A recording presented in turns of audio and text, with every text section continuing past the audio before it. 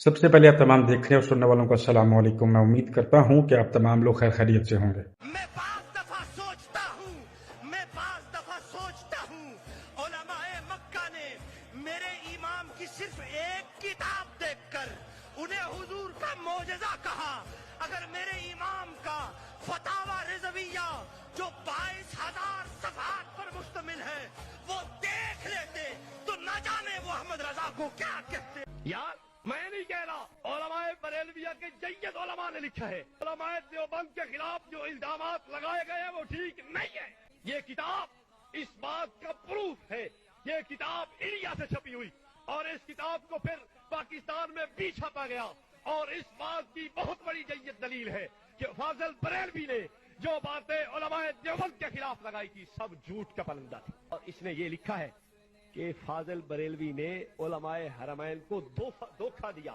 सफा 151। चुनाचे आपने उलमाए हरमैन शरीफैन को धोखा देकर हुसामुल हरमैन फतवा इसी तरह से मतलब बदल कर हासिल किया।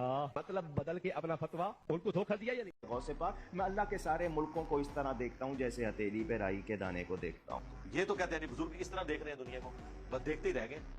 ਅਸੀਂ वैसे इंज ही देखने हैं। साडे भी ਜਿਹੜਾ लैपटॉप और टैब ਵਿੱਚ ना दुनिया एक सामने आती है। ਤੁਹਾਡੇ ਬਜ਼ੁਰਗ ਸਿਰਫ ਦੁਨੀਆ ਦੇਖਦੇ ਸੀ, ਅਸੀਂ ਪੂਰੀ ਕਾਇਨਾਤ ਦੇਖਦੇ ਹਾਂ। ਇੰਜ ਕਰਕੇ ਛੋਟੀ ਵੱਡੀ ਵੀ ਕਰ ਲੈਂਦੇ हैं।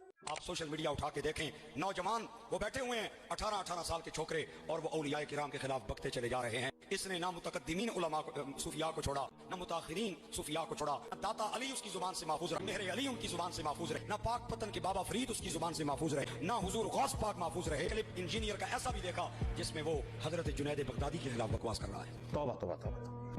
अच्छा बताते हैं, चाहे कादियानी दज्जाल हो, चाहे चिश्ती दज्जाल हो, थानवी दज्जाल हो, शिबली दज्जाल हो, लमा बालांगे सारे को। मेरा नबी सा है ही कोई नहीं, तेरे बाबे ते शाही कोई नहीं।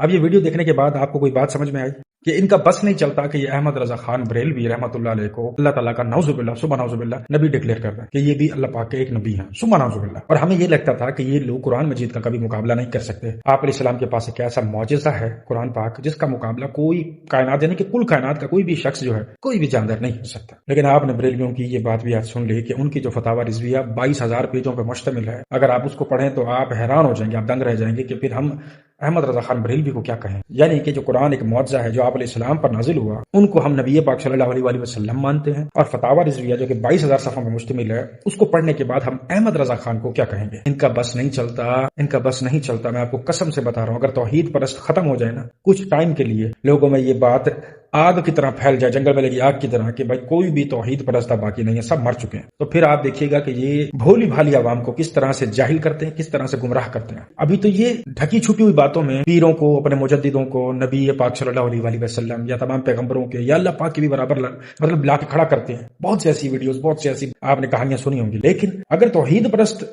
इस दुनिया से खत्म हो जाता है तो फिर ये खुल्लम शिर्क करेंगे और आप हैरान हो जाएंगे कि ये कलमागो भी हैं, नमाज भी पढ़ते हैं, दाढ़ी भी है, टोपी भी है, लिबास भी इस्लामी है, लेकिन उसके बावजूद इनके अंदर मुनाफिकत कूट कूट के भरी हुई है। तभी तो दोज़ख के अंदर एक गढ़ ऐसा है जहां पर काफिर नहीं होंगे, यहूदी नहीं होंगे, मुनाफिक होंगे। वो मुनाफिक होंगे जो सब कुछ जानते हुए, समझते हुए, देखते हुए, परखते हुए भी कहेंगे 2 और 2 150 होते हैं। क्यों? क्योंकि हमारे बुजुर्गों ने हमें बताया, पैगंबरों ने जो कहा, अपने इस्लाम ने जो कहा, कुरान मजीद में जो लिखा है, वटेवर सुबहान अल्लाह। लेकिन हमने उन्हीं बातों पे अमल करना है जो हमें हमारे बुजुर्गों ने, आबाद ने बताई है, और कुरान इन तमाम बातों की खिलाफ वर्जी करता है। अब मुझे आप ये बताएं कि आप अपने गिरबान में झांक के ये फैसला करें आज आप किस तरफ हैं, उस दीन की तरफ जिसका प्रचार नबी पाक सल्लल्लाहु अलैहि वसल्लम, अहले बैत और खुलफाए राशिदीन और तमाम सहाबा ने, नेक लोगों ने किया, इतनी कुर्बानियों के बाद हम तक पहुंचाया, इतनी शहादतों के बाद, इतनी मुश्किलात के बाद। या ये जो आजकल कहानियां सुना के पीरों फकीरों की पराडों पे घूम रहे हैं, हवाई जहाजों में सफर कर रहे हैं, डॉलर्स पाउंड्स में उनको जो है वो डोनेशंस दी जा रही हैं, उनको चंदा दिया जा रहा है, उनके ऊपर पैसे उड़ाए जा रहे हैं। वो प्रोमिनेंट शख्सियत जिन्होंने डंडियां मारी, जिन्होंने कब्रों के आगे झुकवाया, कब्रों को चुमवाया, कब्रों से मंगवाने पर मजबूर कर दिया, कुरान का गलत मतलब निकाल के लोगों को गुमराह किया, वो लोग जो है खासम खास है, उनके दीन पे आप चलेंगे या उनके बताए रास्ते पे चलेंगे, ये फैसला मैं आप पे छोड़ता हूँ। इन खबीसों ने हमारे मज़ारात पे कब्जे करके आले सुन्नत को बदनाम कर दिया है। इन जाली पीरों ने, इनका सुन्नियों से कोई ताल्लुक नहीं है। ये हमारे नौजवानों को बेगारवी की तरफ लेकर जा रहे हैं।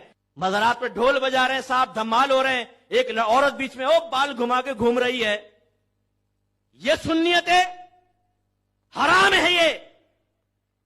अगर कोई मुझे कहता नहीं नहीं मुफ्ती साहब देखे ना, वो तो हाल चढ़ा हुआ है इस वक्त, कोई हाल वाल नहीं होता।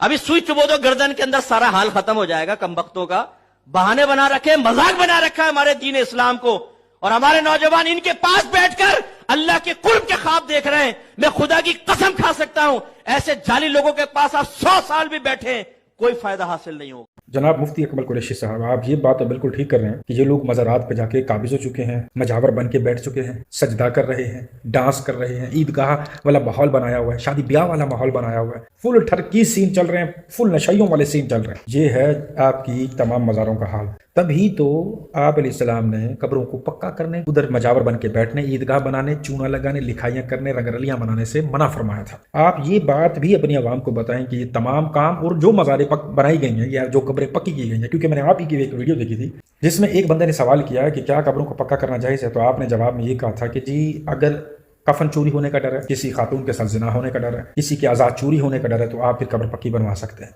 तो मुझे ये बताएं कि ये कहते हैं कि जो गौस और कुतुब अब्दाल जो हैं वो दुनिया के अंदर भी मदद करते हैं, मरने के बाद ज़्यादा ताकतवरों को ज़्यादा मदद करते हैं। तो क्या पीरों की जो दरबारें बनाई गई थी, पीर शेख अब्दुल कादिर जिलानी, दाता हजवेरी, जुनैद बगदादी और जितने भी हैं, तो क्या फिर पीरों की वलियों की कब्रें भी इसी वजह से पक्की की गई कि कोई चोरी ना हो जाए, कोई गुस्ताखी ना हो जाए, कोई तौहीन ना हो जाए, इस वजह से पक्की की गई? इस चीज़ का भी ज़रा जवाब दीजिएगा। और अगर हाँ इसी वजह से पक्की की गई है तो आप ही के बड़े कह के गए हैं फतवा रिज़विया के अंदर भी कि जितने भी पीर हजरात हैं वो इस दुनिया में भी आपके ज़ामिन है, रोज़े महशर भी आपके ज़ामिन है, कब्र में भी आपकी मदद करते हैं, और वो जिंदा है, वो ज़्यादा ताकतवर है, तो फिर वो अपने कफन को या अपनी बेहुरमती को क्यों नहीं बचा सकते? इस चीज़ का जवाब भोली भाली गरीब आवाम को जरूर दीजिएगा, और अपनी आवाम को ये भी रोकें कि मज़ारें भी गलत है। ये जो प्रोमिनेंट मज़ारें बनी हुई हैं, रंगरलियाँ बनाई जाती हैं, ये तमाम चीज़ें आप अलैहिस्सलाम की तालीमात के खिलाफ हैं। अगर आप सामने आ रहे हैं तो फिर खुल के सामने आए, और लेकिन इतना आपने किया है इसके लिए भी आपको सलाम है कि सर इतना वलवला होना, इतना जिगरा होना, ये बहुत बड़े जिगर की बात है। इतनी बड़ी बात मैदान में आके करना पूरी दुनिया के सामने बहुत बड़े जिगर की बात है। इसके लिए मैं आपका तहे दिल से शुक्रिया अदा करता हूँ, लेकिन मज़ीद खुल के सामने है। और मैं अल्लाह से दुआ करता हूँ कि अल्लाह आपको, हमें सबको